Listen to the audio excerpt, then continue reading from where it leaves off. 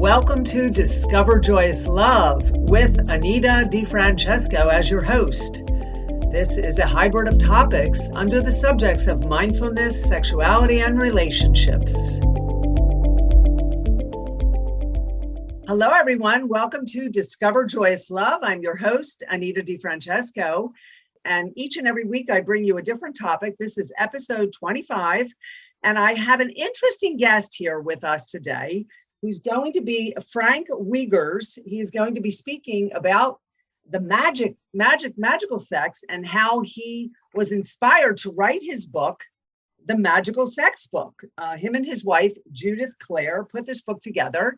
And it is by far one of the best sex books that I have read and have practiced some of the exercises in here. Please help me in welcoming Frank Wiegers. Hello, Frank. Hi, Anita. So good to be with you. We're having fun here. Yes. You know what? A question I do have. How long, first of all, what inspired you to write the book and how long did it take? Well, I started to write this book, over 20 years ago. And I was calling it The Way of the Conscious Lover. And what inspired me to do that is because I came to a sexual awakening at a late age. I grew up in a really repressive religious household where, you couldn't even think about sex. It would be a mortal sin. And then nobody touched anybody. There was a lot of love, but it was a really kind of a cold and distant love. And so I always knew that sex was an energy, and I had this. I didn't know what to do with it. So I just kind of repressed it because that's what I was taught, and I didn't want to commit a moral sin, So life goes on, and I grew up, and I married a woman who was just as messed up as I was, and we loved each other, but we had a passionless relationship because she didn't like sex and didn't want to even know about it. And I was frustrated because I got the testosterone driving me crazy. And so we still managed to have 3 kids and last 16 years. And I finally said, no more. And then I started playing around and exploring my sexuality and began to study and learn about it. And I went to a lot of workshops. I studied with a Native American shaman off and on for 15 years and did with teachers from India and everything I could read about it. And of course, experimented as much as I could in my personal life with as many women as I could get to play with me. And then I married a woman who would do just almost anything. And we had a really very sexual relationship, but there was something missing. And it was the deep, intimate connection. Because as I studied and felt about this, I knew that sexuality had a really big spiritual component. And if you've ever said, oh God, I'm coming, you were having a spiritual experience. Right. And so I began to study more and more about this. And then about almost 20 years ago, I met Judith, my wife, Judith, and she's also a student of Tantra. And I had studied with different Tantra teachers than she studied with, but we were able to combine our knowledge together, excuse me, and create what I call a sexual spiritual relationship. And we now make that relationship our spiritual practice. And every Sunday is a day of worship for us. So if we don't do anything during the week, for sure on Sunday, we block out a 2 to 3 hour period where we get involved in our sexuality. We're not having sex like porn stars, deeper, harder, faster, as much. But you're getting into the spirit of it, the passion, the love. Oh yeah, and we found out that really, what makes it magic is the connection between the partners.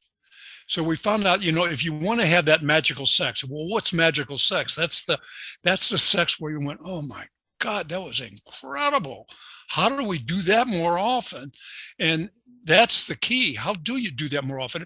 Many people have had, one night stands that were magical, but then how do you keep that going on a regular, sustainable basis so that you can have that sexual energy, that power of eros in your life every day. And what we found was that it's in the relationship and the intimacy that you can develop with Mm. a partner. Is that kind of what you were looking for? Well, it's true. But the intimacy, like how people get to go deeper in the connection. Like Hmm. you talk about that in your book of how people get to go deeper in their connection. Um, what does that intimacy have to do with the whole thing? Because most people are governed by this physical, sexual, and they've lost the intimacy. Exactly, and that's a really, really good point. The intimacy is what bonds you, and to have to have that deep spiritual connection, you have to have that bond. And the way we bond is through the connection between the partners. And for women, it's different than men. Men can get that connection very easily when they're aroused, but women don't get arousal the same way men do it. For women, it starts at the top and flows down. For men, it starts in the bottom and flows up. And so the twain have to meet in there somewhere. And the way that it meets is with the connection. And I talk about that a lot in the book. I want to talk about a study that I found in doing my research. And they interviewed all these married couples. The men on one interview and the women on a different interview, and they asked the men if they thought they were good lovers, and 85% of the men said they were good to great lovers. And then they interviewed the women. Get this, only 15%, 15% of the women agreed with their men. Well, that tells us two things. One, the men don't know what they don't know, and two, the women aren't telling them. They let them believe that they're a good lover instead of calling them on their incompetence. And that's not the way you do it. You don't say, God, you're an incompetent lover. Well, that's a good way to alienate anybody. So what you have to do is learn how to train each other. And the way you do that is by talking. And there's another important point. So talking is what women use to generate oxytocin. Oxytocin is the bonding hormone, and we all get it when we have orgasm. Women get it especially when they in childbirth, when they see their newborn and put their newborn to the breast. They're just flooded with oxytocin, and they get that all through the period when they're nursing their babies, and then it dies out. But that's where that bond comes from. And if you get together with a bunch of girls and women, and you're all talking about whether it's fashions or music or husbands or whatever, but you're talking back and forth with your women friends, and you come away from that gathering saying, God, I feel great. I'm so happy. That was so much fun. Why don't I do that more often? Well, what happens is when women talk like that, they generate oxytocin, the bonding hormone. Right. They also generate norepinephrine and serotonin, and that's a real chemical cocktail. It Yeah. gets them high. And Okay.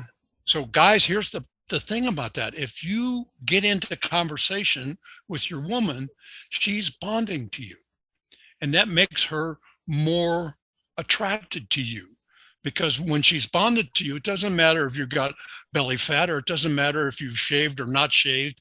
If you're there for her and you're getting her communication, she's bonding and she wants you. So that's the real basis of intimacy. So you go beyond the physical, and this is the sacred divine. The magical is the sacred and divine of sexuality.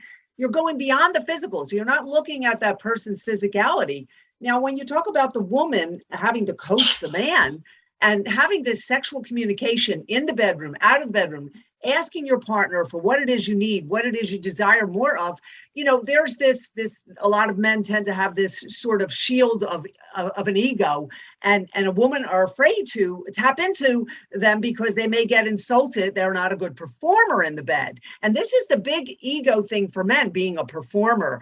And how do you deal with that? How do we bring men to this level of the feminine, the sacred divine, that it's not about your ego? And the women are intimidated to coach them.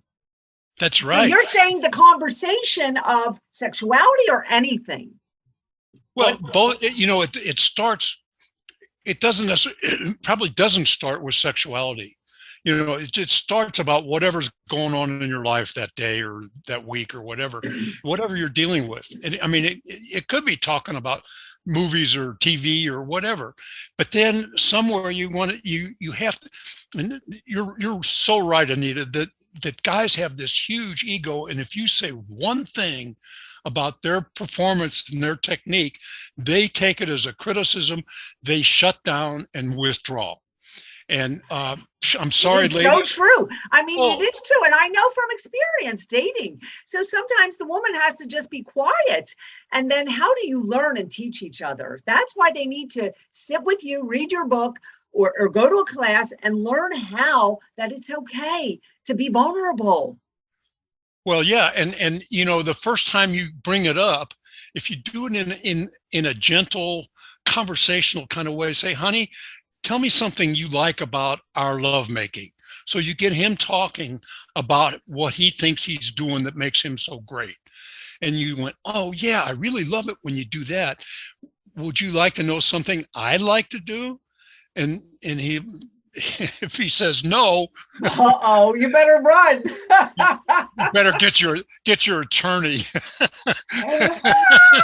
and you say, get the man. this ain't gonna happen. And it's really interesting because postmenopausal women, they don't have that estrogen and progesterone anymore, so they're not that much interested in nurturing anymore.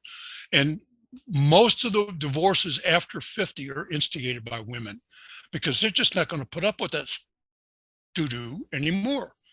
So ladies, Right. if you especially if you've been in a long-term relationship and it's not changing and he won't change, you got to kind of maybe draw a line saying, listen, I'm not getting what I want here and I'm not happy about it.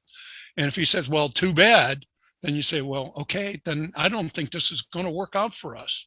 Mm. And then you say, well, what are you saying? And so you got to have a come to Jesus kind of. Well, how about the rituals? Maybe that's time for a ritual when the relationship gets to that point. Talk about rituals. Now, from what I understand, you were a Vietnam vet and you're a veteran you went from Vietnam vet to veteran of the relationship wars because of your relationships and your divorce and experiences. And Frank has studied a lot of different things, engineering, but his Vietnam veteran got him into the veteran of the relationship war. So you're the guru of this, the Top Gun man, and that's one of your websites, topgunlove.com. But talk about like when the people get to this friction, this tension, like what do we do? You're not going to run. Say you've been with the person a while. It's not that easy to walk away. Maybe the rituals. Talk about that. You talk about it in the book. Is that what they need to do? Well, yeah, but the rituals we use are for when a relationship has kind of gone stale. If it's just gone stale, but not bad, then that's when the rituals come in. If the relationship is to the point where you're not having, even if it's even painful to have sex and make love, then you're around the bend. But if you just have a relationship and say, we got to bring the passion back into our relationship. And the way we do that, and this is a daily practice. You have to nurture your relationship on a daily basis. And we use rituals to do that. We do this silly thing we call the morning worship, where we're at the breakfast table and I'll say, you know what? I love you. I love your body. I love your heart, your soul. I love the way you pursue your art. I love the way you do your counseling business and you help other people. And I really love your titties. And she just giggles when I say that. So just little silly things. And we do that every morning. And then when I'm finished, then she says, well, thank you for that. I love you too. I love your masculine presence. I love how you attack your life and you're just determined to create love and passion in everything you do.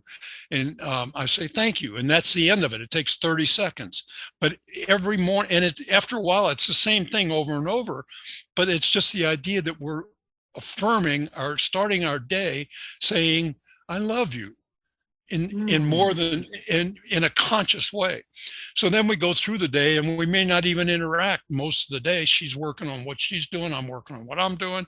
And then we get to dinner time and we sit down and we call it the evening news.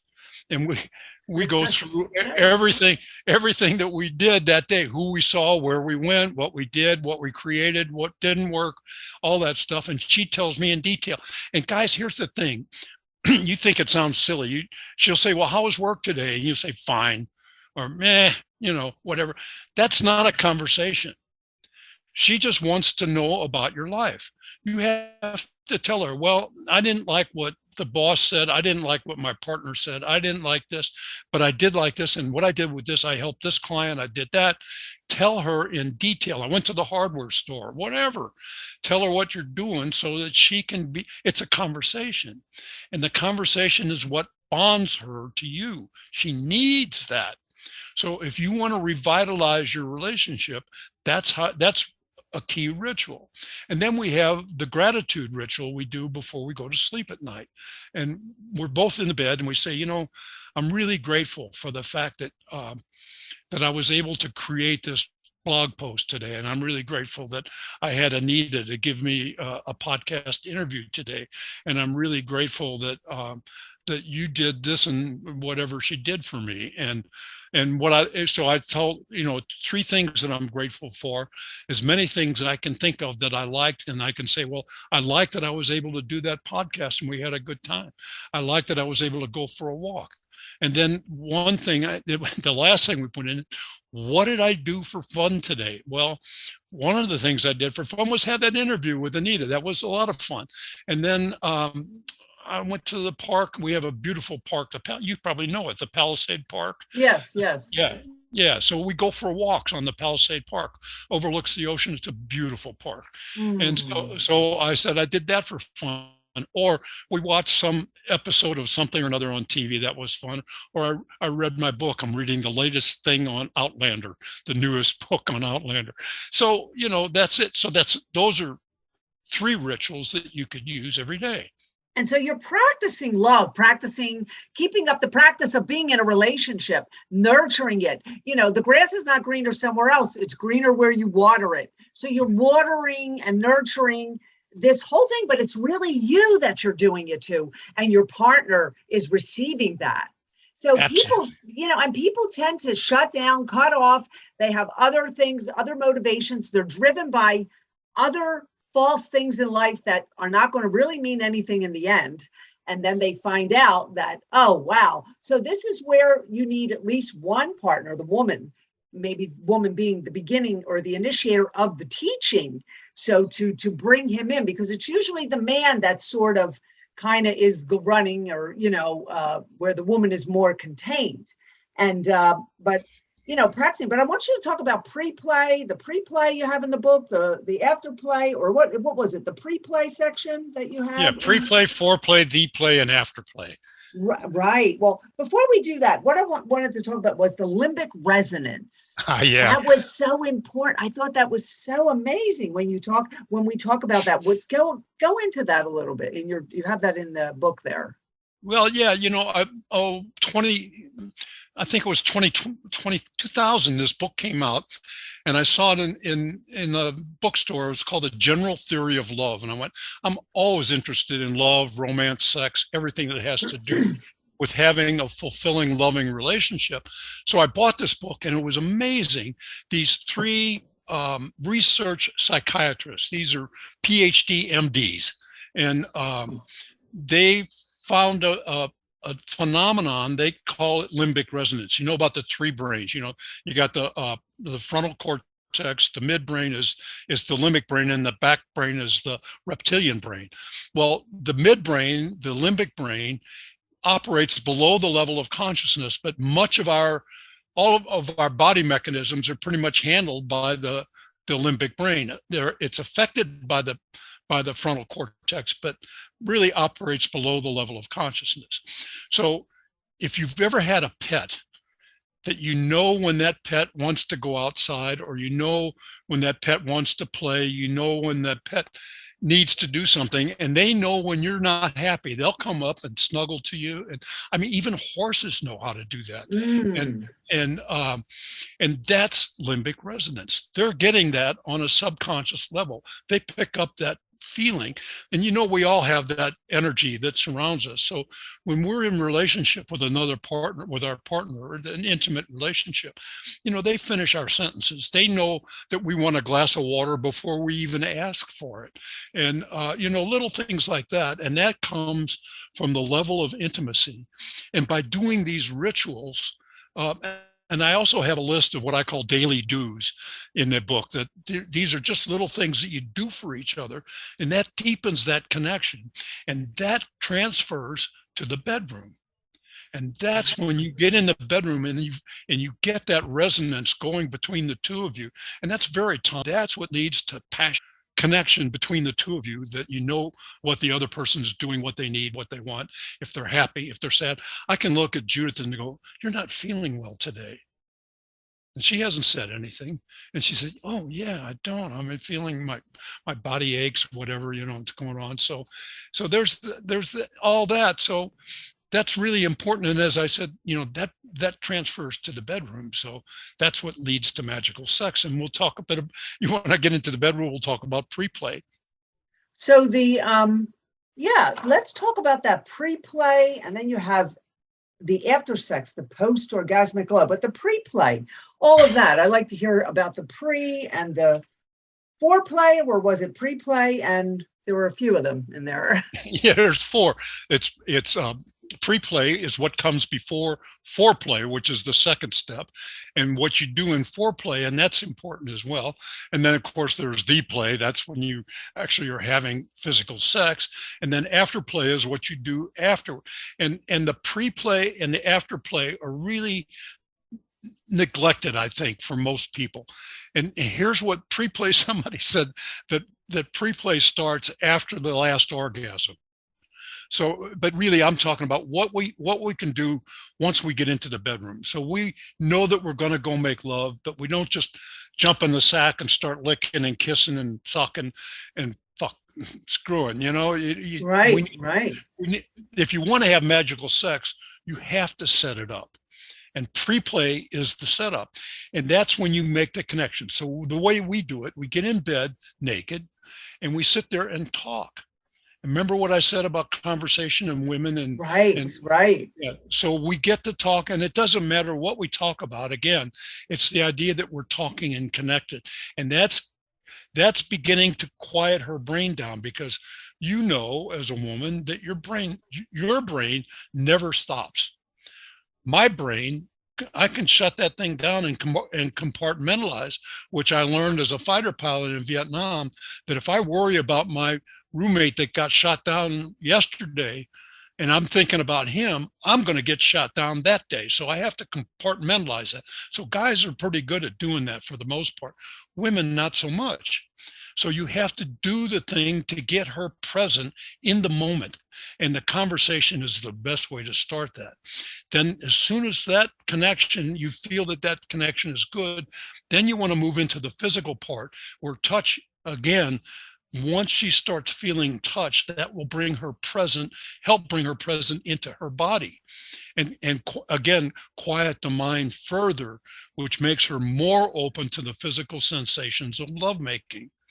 So there are a number of exercises we talk about in the pre-play, and we usually take maybe 20 to 30 minutes in pre-play, just getting connected. And then when I look at her, I said, I think we're ready for a little foreplay. And so we'll get in, and then foreplay, again, is all about the woman. Because if her arousal is not high enough, she's not going to have magical sex. He comes first, right? Thank you for saying that. Yeah, that's that book. Who wrote that book? She Comes First. Ian Kerner. Ian Kerner wrote it, and he said, by the way, he was going to put something up on. He writes a column for USA Today, and he was going to mention the Magical Sex Book, and then I have to reach out to him. And so yes, she does come first, and that's when we were. And you got into the premature and the erectile dysfunction, and there's a reason why she should come first for men that feel that they are premature or have erectile dysfunction and not being able to maintain that erection. Maybe they have prostate issues or whatever. But go into that a little bit, because that is such a big thing today with the Cialis and all of that. Sure, and that's so glad you brought that up too. When you focus on her pleasure, and see, that's where guys get in trouble with either erectile dysfunction or premature ejaculation. They're worried about being able to make love enough to have an orgasm, and so they pop off too quick, or they're worried that they're not going to be able to perform. And guys think that it's all about their performance, which is baloney. And so if you work on focusing on giving the woman pleasure first, then if you get a erectile dysfunction or a premature ejaculation, it's not as critical. And in either way, that doesn't mean you stop making love, because making love is not all about having an erect penis and a male ejaculation. Making love is about the spiritual connection between the two of you and creating that sexual energy bond. And we're going to talk about the result of that in afterplay. So does that make sense? Is that what you? Yeah, and like, the premature ejaculation, it's really people are not premature. They may have anxiety or something. It may be just they need more training to learn how to be more present with the partner. But again, she coming first, that premature person isn't going to have too much to worry about. Exactly. And there's a whole chapter in the book about men's orgasm training, and how you can learn to have a more powerful orgasm and sustain orgasm. And a lot of men don't even know that they can have multiple orgasms and non-ejaculatory orgasms. So there's a lot of that in the book as well. But back into the pre-play. So now we get to where we're doing some physical exercise, and we're touching each other's bodies. And so when we do that and we feel the connection is there, then we move into foreplay. And as I said, that's all about getting the woman aroused, because once the woman is aroused, she'll feel the desire. And a lot of people say, well, I don't want to make love. I have no sexual desire at all. My libido is flat. And I say, well, there's the old saying is suit up and show up. And I say, well, unsuit and show up. Get in the bed, get naked and start fooling around. And arousal will create desire. So does it, Emily Nagoski's best-selling book, Come As You Are. I don't know if I don't know that book, but I'll look it up. It's a wonderful book. And she said, for women, sex is all about the context. The context is who you with, where you are, and what you're feeling emotionally. It's a really good book. And so guys, if you want to have magical sex, you have to set this up. You can't just walk in and think it's going to happen. And so now we're in the foreplay. So you got to spend 15 or 20 minutes just giving her enough foreplay to make sure that she's now how you can tell when a woman's really turned on? Her hips are moving. If she's kind of moving and humping with her hips, in fact, I think there's a song out, "The Hips Don't Lie." Isn't there a kind of a I forget who did that.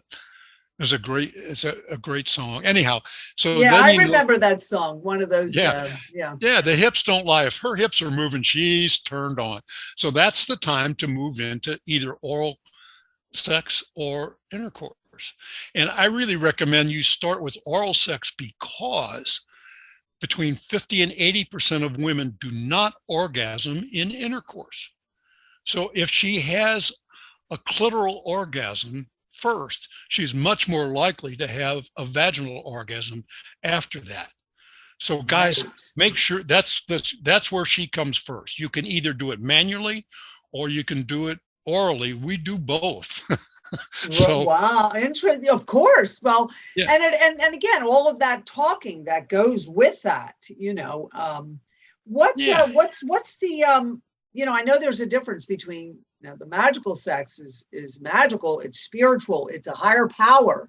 It's not the ego. It's removing the patterns. It's tapping into the nervous system, the vagus nerve, how that vagus nerve is part of the limbic system of the brain, and the brain is in the body. But I know there's what you call sex magic, which is, that's a little more, that's something different, totally different than magical sex, what you are selling in your book here. It's really about open heart authenticity.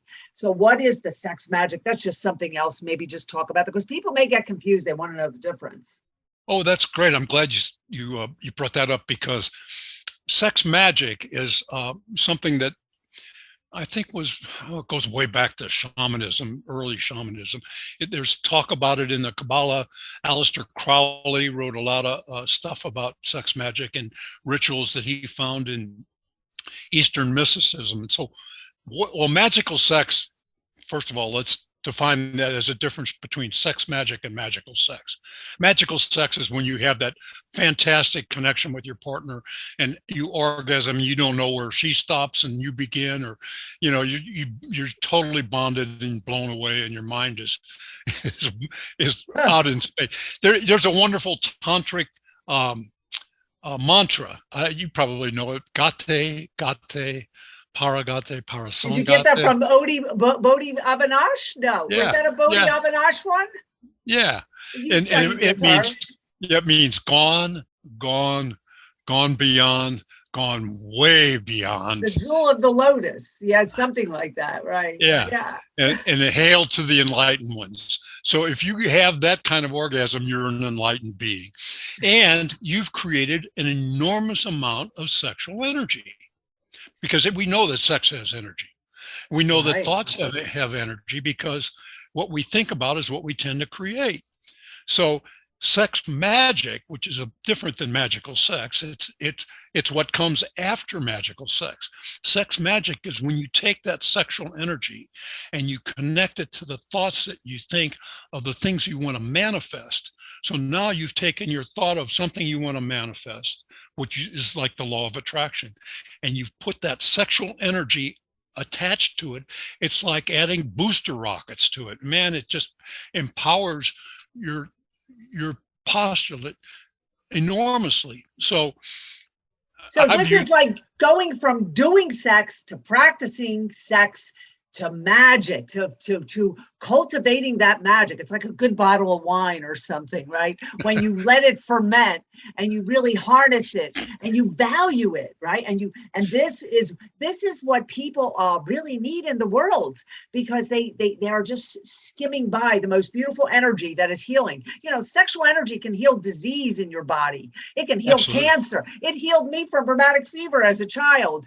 I mean, it can heal you, because that energy we're sitting on, but people kind of neglect it because it's taboo. Don't talk about it. It's dirty. All the shame, the toxic shame that goes around the psychosexual being. And but I feel that the sexual energy, the chi energy, even if you don't say sexual energy, the energy of the lower chakra, the sitting in the root, coming forward and opening up your shining, letting it all come around in this auric kind of feeling. But so you're teaching people, they're doing sex versus practicing magic, practicing sex for magic. Yeah. Is that right? Exactly.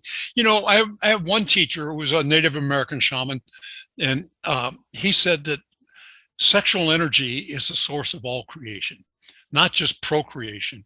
And you can use it. It's not all creation, but it's definitely a source of creative activity.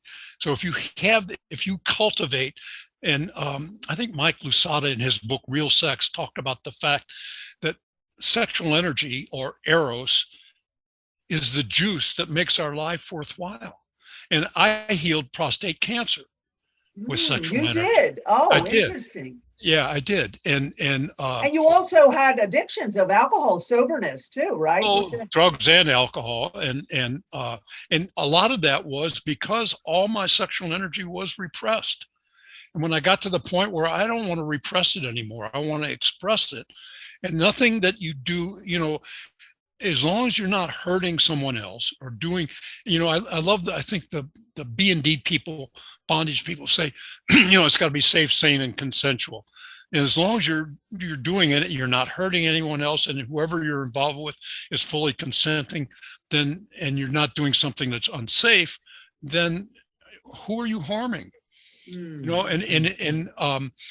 And another thing Mike said in his book is if you learn how to pleasure yourself, you can create sexual magic by yourself because you have that sexual energy.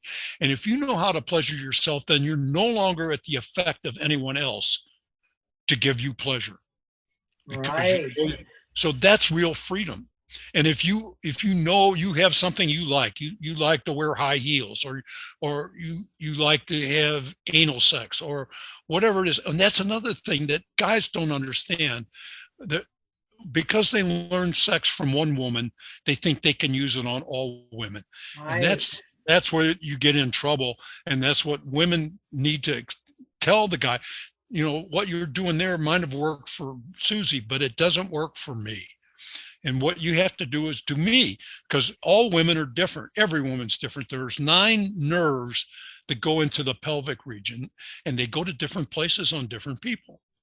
So some women may have these pelvic nerves in their anus. Some of them may have it in their cervix. Some of them may have it in their urethral tube, and and everybody looks for the G spot. Well, God bless Sherry Winston, who wrote The Anatomy of Women's Sexual Pleasure. The G spot is really an area. It's a sponge that surrounds the urethral tube, and you can feel it when you go in there.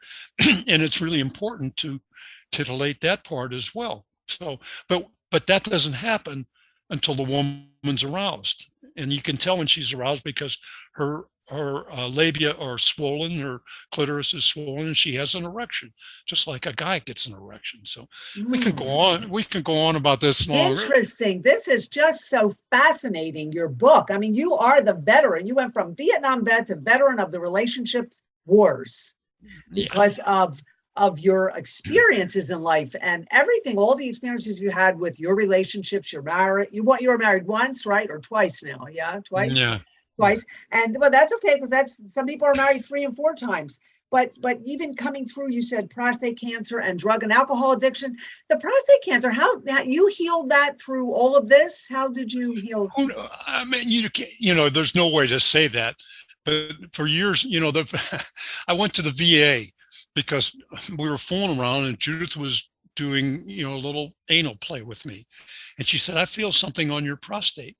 So I went to the doctor at the VA, and he said, oh yeah, I feel that too. So let's go get you, what do you call it? Take a sample. Right. Biopsy.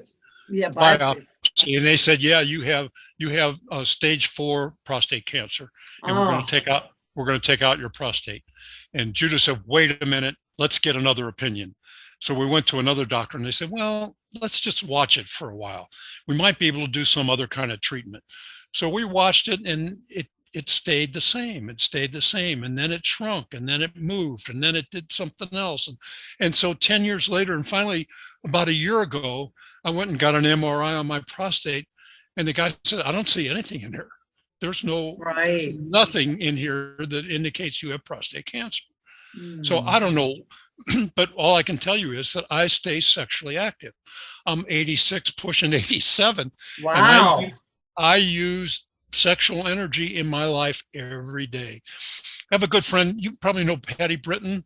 Yeah, she's one of the people who reviewed your book. I see a lot of people I know that reviewed your book. A lot of top-notch people here that Oh, I got everybody that reads it said, God, this is wonderful. I love it. And some scholarly people say, yes. I'm really critical. And he wrote a 3-page review, and it was all laudatory. Anyhow, the whole idea. What else? Go ahead. What else do you want to talk about? Maybe we've got 5 more minutes. What was most challenging? It took you 20 years to write the book. Want to give me a little bit more what you wanted to focus on with this? Well, I guess, now that the book is out, and I'm, I've probably got over $12,000 invested in all the research and all the coaching and counseling and all the stuff it took to get that book out on the market. And, and Amazon pays me $6 a book, I think, for all that. And, I mean, it was over $2,000 just to get the audio book up. Right. And that was so I'm never going to get I'm not going to get rich on this for sure. But this is your passion. Hey, thank you. The spirit, the magic. In my early transformation, I had a teacher in Science of Mind. I don't know, whose name was Terry Cole Whitaker. She was a wonderful teacher. And she said, the deepest wounds in our culture are sex and money. And she would always talk about prosperity consciousness and money. So I said, Terry, who's going to talk about sex? She's not me. And I said, I'll take that. That's my ministry. And that's what I want to do. And I've always believed in a spiritual connection. And in the 12-step programs, they talk about a higher power. And I know that there's a force greater than me out there. But I know that I'm a part of that force, and I have that force in me. So I just want to have a good time and have fun and enjoy my sexuality. And it keeps me going. It keeps me alive. And, I love being here talking to you. Is one of the most enlivening things I could do today. You know what I wanted to touch on is talking about 12-step meetings. You have the sex love addict meetings. Now, people that go to those meetings, the sex and love addict meetings, have you heard of them? Oh, of course. Yeah, I know friends. 12-step. But those meetings, those people could benefit from your book to learn how to cultivate, take their time, not get obsessive or attached. They need other things in life too, but everyone has a different, foundation. But I think that a book like yours can help a variety of audiences, the everyday couple looking to make their sex life and love life better, people that have, challenges and maybe some addictions that want to learn how to really learn to be loved. And that's part of it. It is. And that's my fervent desire that other people will see this and say, oh my God, look at this. I have one woman who has a review up on Amazon. She said, I have 3 kids. I'm divorced. I have 3 kids. I read this book and went, I didn't even know what I wanted until I read this book. My husband never gave me what I wanted because I didn't even know what to say to him, how to ask for what I wanted. And I went, my God, that's exactly why I wrote this book. And there's other people, guys go, I have this desire and that desire, and I'm afraid to ask for it because it's a little kinky or it's a little weird. There's nothing kinky or weird. Everything you do is okay. You just, as long as you're not hurting anybody or causing any pain, or it's your desire, and if you can nurture that and respect it, then it's freedom. Right. And it's normal to you. Whatever you do is normal to you. Right. And there is no right, no wrong. And the market is open now. The world is at a higher vibration, at a higher consciousness. And with everything going on, that this is like at the surface right now. It's always been at the surface, but now it's really starting to come alive. And, we were talking a little earlier. I meant to throw this in there. Nobody on their deathbed ever said, I wish I spent more time in the office. And, our whole culture is designed to make us want to work more, to earn more, so we can spend more and buy shit we don't need. And, right. And we're trained to neglect the most valuable thing that we have, which is our relationship. And once we nurture our relationship, then all that other stuff is just something that we do. We have to pay the rent. Everybody has to pay the rent. But, there's more to it than that. If you can take what you got and build on that, then your life will be so much fuller and fulfilling. And God, I don't know. I could go on. Wow, this has been so interesting. Let's take a breath. And I want to thank you today for being on my show. Frank Wiegers here, author with his wife, Judith Clare, on The Magical Sex Book, which tell us where you can find that. You're tuned in to Discover Joyous Love, but tell us all about where they can look you up and buy this book. Okay, you can find TheMagicalSexBook.com is the website for the book. And of course, the book is up on Amazon in Kindle, paperback, and Audible. So please buy it. And then when you read it, and I know you'll love it, please write a review. It's a coffee table book and a Valentine's Day gift, folks. Oh, yeah, So thanks. Valentine's is coming up. And this is a coffee table book. Put it in the bedroom. I tend to do that with my Kama Sutra books. I leave them right on the bureau so my man could see them and he could just get that. The goal is open the senses. The more we open those senses, the more the conversation comes, the more the heart unfolds, the more the trauma releases and all that stuff. So the magic, and there it is, the Magical Sex Book is just your introduction to all of this newness now in your life. For all the couples out there, I want to thank Frank Wiegers for coming onto the show, author of the Magical Sex Book. And I have been your host, Anita DeFrancesco, here on Discover Joyous Love. My website is tantrawisdom.com. You can find me there. Thank you very much for tuning in.